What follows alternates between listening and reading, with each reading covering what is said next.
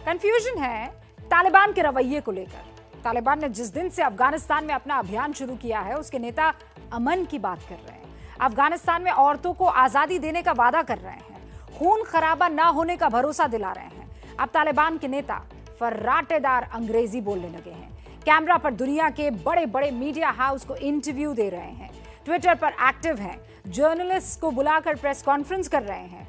कुल मिलाकर वो दुनिया को यह समझाने में जुटे हैं कि तालिबान बदल गया है।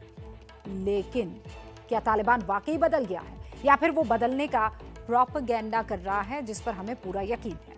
कैमरे पर तालिबान के अमन के राग की असलियत क्या है? क्या तालिबान नेता दुनिया को जो बता रहा है वही अफगानिस्तान की जमीनी हकीकत है या फिर सच्चाई कुछ और है?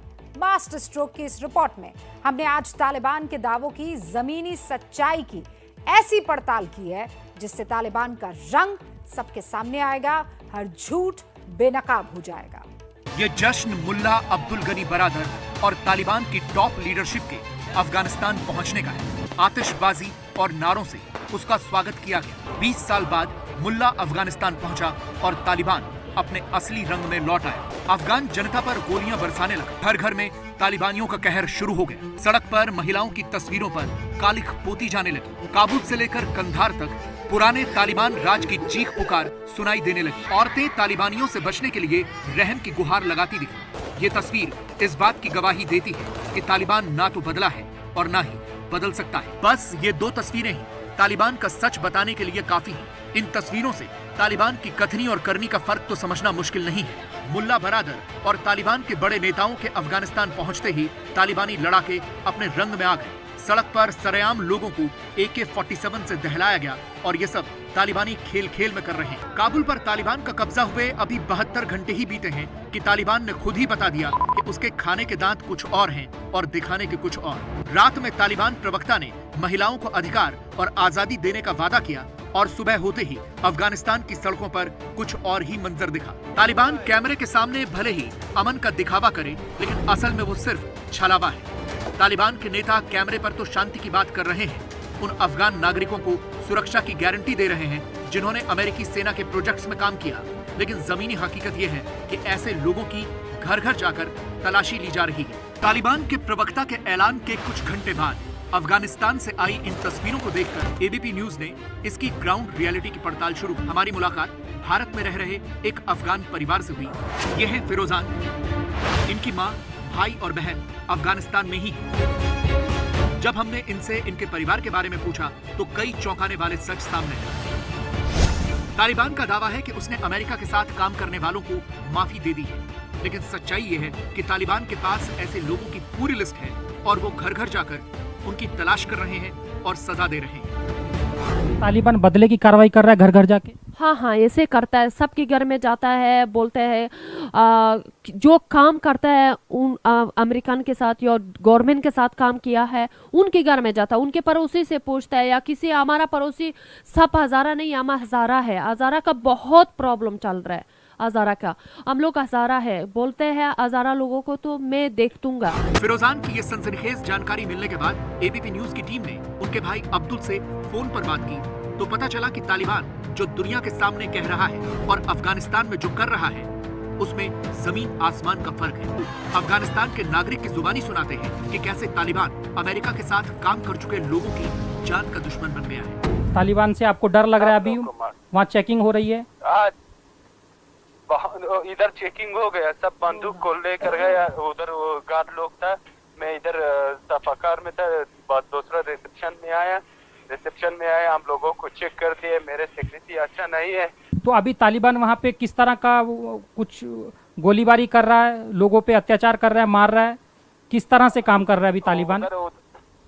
अगर बता दिया कि अमेरिका का साथ काम कर दिया, मुझको मेरा सर को कट कर देगा, क्योंकि मुझको बोल देगा कि तुम नौकरी अमेरिका का करेगा, तू काफिर का करेगा। साफ है कि तालिबान की करनी और कथनी में फर्क है और यही डर अफगानिस्तान के हर नागरिक को सता रहा है। तालिबान के बड़े नेताओं के अफगानिस्तान पहुंचने के बाद तालिबानी जिस तरह से तांडव कर रहे हैं उससे ये डर और बढ़ गया है और ये जायज भी। मास्टर स्ट्रोक में हमने 17 अगस्त को आपको दिखाया था कि कैसे तालिबान के लड़ाके एक अम्यूजमेंट पार्क में मौज मस्ती कर रहे हैं। लेकिन इस वीडियो के आने के कुछ घंटे बाद ही ये दूसरा वीडियो आया है जिसमें तालिबानियों ने अम्यूजमेंट पार्क को आग के हवाले कर दिया। पूरे अम्यूजमेंट पार्क को जलाकर खाक कर दिया। तालिबान की बातों और एक्शन में जो फर्क दिख रहा है उससे अफगान नागरिक ही नहीं बल्कि पूरी दुनिया खौफजदा है। खौफ को बढ़ाने वाली एक और तस्वीर भी आई है। तो याद होगा कि तालिबान ने अपने पहले शासनकाल में बामियान में गौतम बुद्ध की हजारों साल पुरानी मूर्तियां तोड़ी थी। एक बार फिर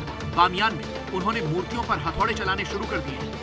सबसे पहला हथौड़ा चला है हजारा नेता अब्दुल अली मजारी की मूर्ति पर, जिसे तालिबान ने जमींदोज कर दिया। तालिबान की जो सरकार है ये आतंकवादियों की सरकार है, ये सबसे पहली चीज हमको समझ लेनी चाहिए। और ये आतंकवादी बनाए किसने हैं? ये पाकिस्तान ने बनाए हुए, क्योंकि आतंकवादियों का सरगना ये पाकिस्तान ही है। आतंकवादियों के वक्तव्य पर हम कब से विश्वास करने लग जाए? और अफगानिस्तान ये अभी काफी आगे निकल चुका देश है। यहाँ के लोग अभी आपका जो राज है वो नहीं मानने वाले। तालिबान दुनिया के सामने शांति और सद्भावना का जो चेहरा पेश कर रहा है वो उसकी सोची समझी साजिश है। इसकी वजह है अपनी सरकार के लिए दुनिया के देशों से मान्यता हासिल करना। तो ये असली रंग आपको दिखाई दे दिया। मुल्ला बरादर समेत कई जो तालिबान के नेता हैं, बड़े नेता, वो अफगानिस्तान पहुंच गए हैं और बाकी अगर पहुंच गए तो सरकार बनाने की तैयारी शुरू हो जाएगी। इनफैक्ट हो भी गई है। अफगानिस्तान में तालिबान की सरकार को लेकर अब दुनिया इस वक्त दो हिस्सों में बढ़ती हुई दिख रही है। कुछ देश तालिबान के साथ काम करने का सिग्नल दे चुके हैं। इनमें से ज्यादातर वही देश हैं जो अपना इंटरेस्ट यहां पर देख रहे हैं। तालिबान को लेकर दुनिया के समीकरण कैसे बदल रहे हैं, ये समझने के लिए पहले आप ये जान लीजिए कि कौन कौन से मुल्क हैं जो तालिबान की सरकार को मान्यता देने के लिए तैयार इस वक्त दिखाई दे रहे हैं। सबसे पहले चीन, जिसने तालिबान के साथ काम करने के लिए हामी भर दी है। रूस ऐसे बयान दे रहा है जिससे यही संकेत मिल रहा है कि वो तालिबान के साथ काम करने के लिए तैयार है। पाकिस्तान और तालिबान तो एक सिक्के के दो पहलू है ही, लेकिन यूएई जिसने पिछली बार तालिबान की सरकार को मान्यता दी थी, वो इस बार तालिबान को मान्यता नहीं देने का संकेत दे रहा है। सऊदी अरब ने भी पिछली बार तालिबान को मान्यता दी थी, लेकिन इस बार सऊदी अरब का रुख अब तक मान्यता ना देने वाला है। टर्की तालिबान को मान्यता दे सकता है। यूरोप का कोई भी देश फिलहाल मान्यता देने का संकेत नहीं दे रहा है, जबकि भारत सरकार ने कहा है कि इस मामले पर वक्त आने पर फैसला लिया जाएगा। अभी इस पर वेट एंड वॉच की स्थिति है। अफगानिस्तान में तालिबान राज आ चुका है। अब तालिबान अफगानिस्तान में सरकार बनाने जा रहा है। फिलहाल मुल्ला अब्दुल गनी बरादर राष्ट्रपति बनाया जा सकता है। आने वाले वक्त में अगर तालिबान सरकार बनाता है तो उसकी रूपरेखा कैसी होगी, अब ये समझ लीजिए आप। तालिबान की सरकार में सबसे बड़ा पद अमीरुल मोमिनीन का होगा और तालिबान का मुखिया हिब्तुल्ला अखुनज़दा अमीरुल मोमिनीन बन सकता है। हालांकि अमीरुल मोमिनीन का जो पद है वो संरक्षक का होता है, लेकिन कामकाज सारा राष्ट्रपति के हाथ में होता है। इस पद का दावेदार मुल्ला अब्दुल गनी बरादर को माना जा रहा है। तालिबान संस्थापक मुल्ला उमर का बेटा मुल्ला याकूब रक्षा मंत्री बन सकता है। हक्कानी नेटवर्क का प्रमुख सिराजुद्दीन हक्कानी जो है वो वित्त मंत्री की रेस में आगे चल रहा है। तालिबान का प्रवक्ता सुहेल शाहीन तालिबान विदेश मंत्री बनाया जा सकता है। इसके अलावा तालिबान की सरकार में 26 सदस्यों की शूरा होती है जो हर बड़े फैसले पर मोहर लगाती है। इस रहबरी को शूरा कहते हैं।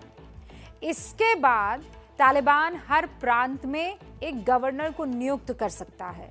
मुल्ला अब्दुल हकीम को तालिबान मुख्य न्यायाधीश की भूमिका में ला सकता है। अफगानिस्तान में तालिबान ने अपनी ताजपोशी की जमकर तैयारियां शुरू कर दी है। दुनिया के देशों से मान्यता हासिल करने के लिए वो ये दिखाने की कोशिश कर रहा है कि अफगानिस्तान के हर वर्ग को सरकार में जगह दी जाएगी। इसी सिलसिले में सिराजुद्दीन हक्कानी का भाई अनस हक्कानी, पूर्व राष्ट्रपति हामिद करजई और अफगान नेता डॉक्टर अब्दुल्ला अब्दुल्लाब से मुलाकात की गई और तस्वीरों में दिख रहा है। इसके बाद अनस हक्कानी हिज़्ब इस्लामी के प्रमुख गुलबुद्दीन हिकमख्तियार से मुलाकात करने पहुंचा। माना जा रहा है कि शुरुआत में एक गवर्निंग काउंसिल बनाई जाएगी जिसमें सभी लोगों को प्रतिनिधित्व दिया जा सकता है।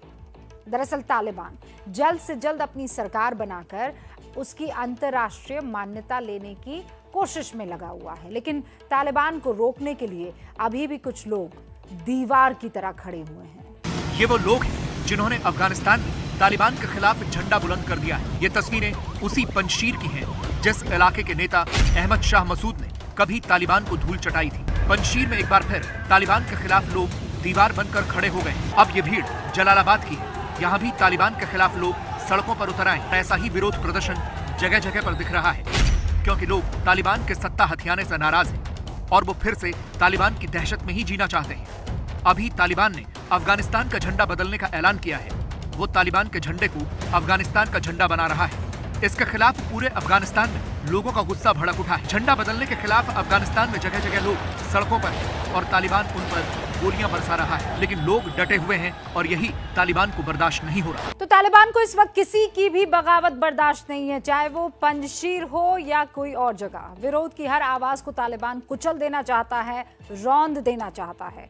ऐसी ही एक आवाज है सलीमा मजारी, जो कुछ दिन पहले तक बाल्ख के बीहड़ में गूंजती थी। तालिबान के लड़ाके वो आवाज सुनकर सहम जाया करते थे।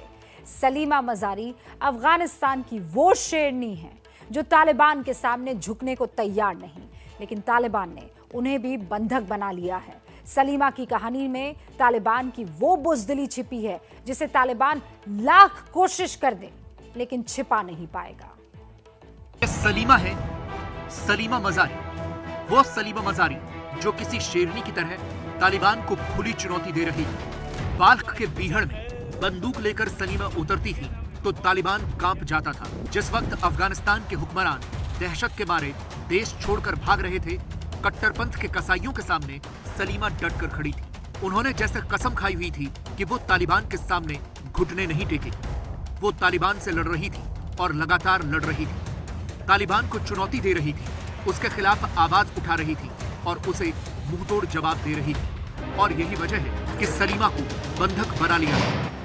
बड़ी बड़ी बातें करने वाला तालिबान एक महिला से डर गया।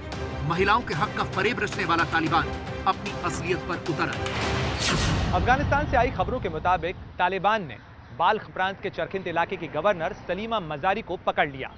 सलीमा बाल्ख प्रांत की गवर्नर चुनी गई और साथ ही वो तालिबान के खिलाफ लंबे समय तक बंदूक भी उठाती रहीं।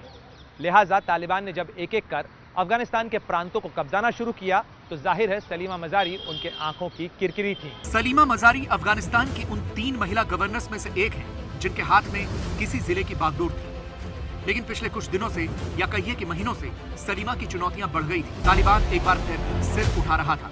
एक के बाद एक इन तमाम इलाकों पर तालिबान का कब्जा बढ़ता जा रहा था, लेकिन सलीमा हार मानने को तैयार नहीं थी। एक वीडियो में वो इन चुनौतियों का जिक्र भी करती दिखाई देती है। 40 साल की सलीमा मजारी वैसे तो अफगानिस्तान मूल की हैं, लेकिन उनका जन्म साल 1980 में एक रिफ्यूजी के तौर पर ईरान में हुआ था, जब उनका परिवार सोवियत युद्ध से भाग गया था। सलीमा की पढ़ाई भी ईरान में ही हुई है। तेहरान यूनिवर्सिटी से उन्होंने ग्रेजुएशन किया है। ग्रेजुएशन के बाद उन्होंने कई अंतर्राष्ट्रीय संगठनों में काम किया। इसके बाद उन्होंने अफगानिस्तान जाने का फैसला किया। यह बात करीब 3 साल पहले की है, जब साल 2018 में बाल्ख प्रांत के चरखित इलाके के गवर्नर का पद खाली था। सलीमा मजारी ने इस पद के लिए अपनी दावेदारी पेश की। पुश्तैनी तौर पर इसी इलाके की रहने वाली सलीमा मजारी बड़ी आसानी से गवर्नर चुन ली गई। सलीमा मजारी, उनके लिए तालिबान को चुनौती देना कितना मुश्किल था, इसे समझाने के लिए आपको उस इलाके के बारे में जानना होगा जहां सलीमा तालिबान के खिलाफ अपना मिशन चला रही थी। चाहरकिंद, ये वो इलाका है जो अफगानिस्तान में मज़ार शरीफ से करीब 40 किलोमीटर की दूरी पर है। फिलहाल चाहरकिंद जिले की आबादी 30,000 के आसपास है, लेकिन एक वक्त था जब जिले की आबादी 2 लाख के करीब थी। गरीबी और जंग की वजह से लोगों ने चाहरकिंद जिले से पलायन करना शुरू कर लिया। इस इलाके में ज़्यादातर हज़ारा जनजातीय समूह के लोग रहते हैं। अफगानिस्तान में हज़ारा ट्राइब की आबादी करीब 9% है, यानी ये लोग माइनॉरिटी में हैं। सलीमा मजारी भी हज़ारा जनजातीय समूह से ताल्लुक़ रखती हैं और पश्तून से हज़ारा ट्राइब की दुश्मनी बहुत पुरानी है। पश्तून ट्राइब के कुछ साथ में लेकर चलने वाले तालिबान ने अपने पिछले शासन में हज़ारा ट्राइब के हज़ारों लोगों को मौत के घाट उतारा था। अफगानिस्तान में तालिबान के आतंक से हजारा समुदाय के लोग इतने डरे हुए थे, उन्होंने तालिबान के खिलाफ अपनी सेना तैयार करनी शुरू कर दी। 2019 में सलीमा मजारी ने लोगों को अपनी सेना में भर्ती करना शुरू किया। 2020 में तालिबान के सैकड़ों लड़ाकों ने मजारी के सामने सरेंडर किया। सलीमा मजारी की सेना में मजदूर और कारीगर जैसे लोग भर्ती हुए। लोगों ने अपनी जमीन जायदाद बेचकर हथियार खरीदे, क्योंकि उन्हें डर था कि अगर उन्होंने हथियार नहीं उठाए तो उनका बचना मुश्किल होगा। सलीमा मजारी एक तरफ तालिबान को खुला चैलेंज कर रही थी, तो दूसरी तरफ तालिबान ने कई बार सलीमा पर हमले करवाए, लेकिन वो अपनी जान बचाने में कामयाब रही। सलीमा मजारी ने तालिबान के खिलाफ जो कुछ किया और तालिबान राज की वापसी के बाद उनका जो हश्र हुआ, वो इस बात का सबूत है कि तालिबान सिर्फ शांति का दिखावा कर रहा है। वो गिरगिट की तरह रंग बदलने की भले ही कोशिश करे, लेकिन सच्चाई छिपती नहीं और तालिबान की सच्चाई अफगानिस्तान में चीख चीख कर बोल रही है। दुआ कीजिए कि ये तमाम शेर जो इस वक्त उनके खिलाफ लड़ रहे हैं महफूज रहें और जीतें।